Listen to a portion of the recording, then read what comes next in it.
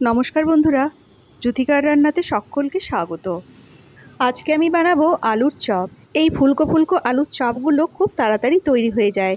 আলু সেদ্ধ করার কোনো ঝামেলাই থাকে না, আর খেতেও খুব মুচমুচে হয়। হঠাৎ বাড়িতে অতিথি চলে আসলে এটা অতিথিদের জন্য মাত্র 10 মিনিটেই বানিয়ে ফেলা যাবে। তাহলে চলো শুরু করি রেসিপিটা। এই আলুর চপগুলো বানানোর জন্য এখানে আমি দুটো মাঝারি সাইজের আলু নিয়ে নিয়েছি। আলুগুলোর খোসা ছাড়িয়ে ধুয়ে নিয়েছি। এখন আলুগুলোকে পাতলা পাতলা করে কেটে নিচ্ছি। আমরা যেরকম বাড়িতে গোল আলু ভাজা তৈরি করার জন্য আলু ভাজা কাটি, এখানেও সেরকম করেই কেটে নিতে হবে। আলুগুলো খুব বেশি পাতলা হবে না, আবার খুব বেশি মোটাও হবে না। আর আলুগুলো গোল গোল করে কেটে নেওয়ার পর এর শেষের দিকের অংশটা আর প্রথমের দিকের অংশটা আমরা রেখে দেব। এটা অন্য তরকারিতে ব্যবহার করব। দুটো আলু এখানে কাটা হয়ে গেছে। দেখো, এটা এরকম পাতলা করে কাটতে হবে। আলুগুলো এইভাবে কেটে নেওয়ার পর এগুলো কিন্তু সঙ্গে সঙ্গে জলের মধ্যে দিয়ে দিতে হবে, না হলে আলুগুলো লালচে হয়ে যাবে। আলুগুলো ভালো করে জলে ধুয়ে নিয়ে এটা ছাঁকনির মধ্যে এভাবে উঠিয়ে রাখছি, যাতে আলুর জলটা ভালো করে ঝরে যায় আর আলুটাও একটু শুকনো হয়ে যায়। এভাবে এখন এটা 5 মিনিটের মতো রেখে দেব। এখন একটা পাত্রের মধ্যে 1 কাপ পরিমাণ বেসন নিয়ে নিলাম। বেসনটা ছাঁকনির মধ্যে দিয়ে দিচ্ছি, আর এর সঙ্গে দিয়ে দিচ্ছি 1/2 কাপ পরিমাণ চালের গুঁড়ো।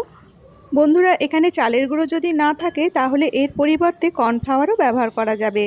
এখন বেসন আর চালের গুঁড়োটা ছাঁকনির মধ্যে ভালো করে চেলে নিতে হবে।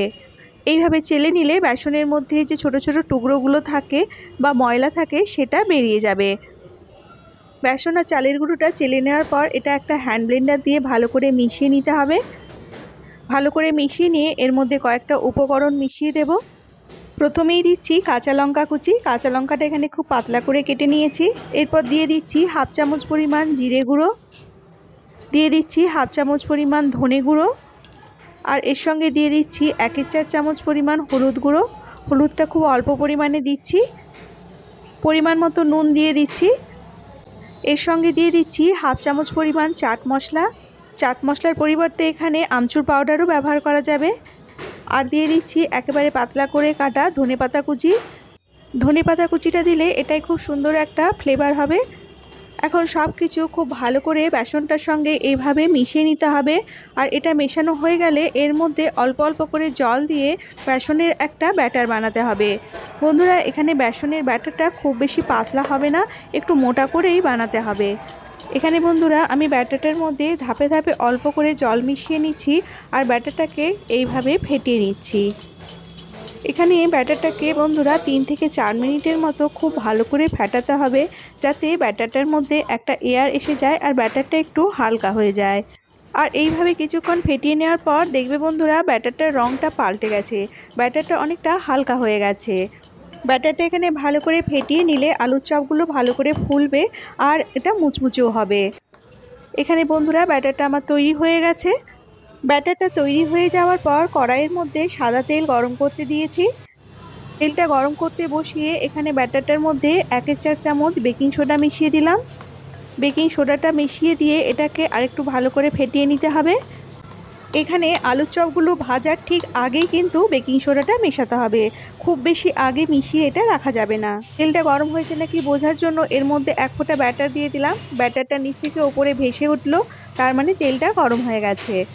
এখানে দেখো বন্ধুরা, আলুগুলোর গা থেকে জলটা ভালো করে ঝরে গেছে, আলুগুলো অনেকটাই শুকনো হয়ে গেছে। এখন আলুটা ব্যাটারটার মধ্যে ডুবিয়ে ভালো করে ব্যাটারটা লাগিয়ে নিলাম, আর এটা গরম তেলের মধ্যে ছেড়ে দিলাম। বন্ধুরা, এখানে আলুর চপগুলো মিডিয়াম টু লো ফ্লেমে ভাজতে হবে। আর আলুটা যদি একেবারে শুকনো থাকে তাহলে কিন্তু ব্যাটারটা ভালো করে আলুর গায়ে লাগবে, আর যদি আলুগুলো ভেজা থাকে তাহলে কিন্তু ব্যাটারটা লাগবে না, তখন আলুটা ভালো করে মুছে নিতে হবে। আর বন্ধুরা, এখানে আলুর চপগুলো একটু বেশি সময় ধরে ভাজতে হবে, যেহেতু আলুগুলো এখানে কাঁচা আছে তাই এটা ভাজতে একটু সময় লাগবে।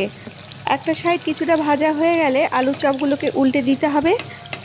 কিছুক্ষণ পরেই দেখবে আলুর চপগুলো ভালো করে ভাজা হয়ে গেছে আর এগুলো তেল থেকে ভেসে উঠেছে। এখানে দেখো আলুর চপগুলো লাল করে ভাজা হয়ে গেছে। এখন এগুলো তেল থেকে উঠিয়ে নিচ্ছি। এখানে আমার আলুর চপগুলো ভাজতে প্রায় 7 থেকে 8 মিনিটের মতো সময় লেগেছে। এখন আলুর চপগুলো তেল থেকে উঠিয়ে নিয়ে একটু তেলটা ঝরিয়ে নিচ্ছি। দেখো আলুর চপগুলো তৈরি হয়ে গেছে। এখানে দেখতে পাচ্ছ বন্ধুরা, মাত্র দুটো আলু দিয়ে অনেকগুলো আলুর চপ তৈরি হয়ে গেছে। আর এই আলুর চপগুলো যেমন অনেক তাড়াতাড়ি তৈরি হয়ে যায়, সেরকম খেতেও খুব ভালো লাগে। এটা একবার তোমরা বাড়িতে বানালেই বুঝতে পারবে এটা কতটা সুস্বাদু খেতে হয়। এখানে দেখো বন্ধুরা, আলুর চপটা ভীষণ মুচমুচে হয়েছে। আর বন্ধুরা, এই আলুর চপগুলো তোমরা প্রথমে অনেকটা বানিয়ে রেখে দিতে পারো, তারপর যখন পরিবেশন করার সময় হবে তখন এগুলোকে আরেকবার ডবল ফ্রাই করে ভেজে নিলে এগুলো অনেকটা বেশি মুচমুচে হবে। বন্ধুরা, রেসিপিটি যদি ভালো লাগে তাহলে প্লিজ চ্যানেলটা সাবস্ক্রাইব করে নিও আর ভিডিওটা একটা লাইক করে দিও।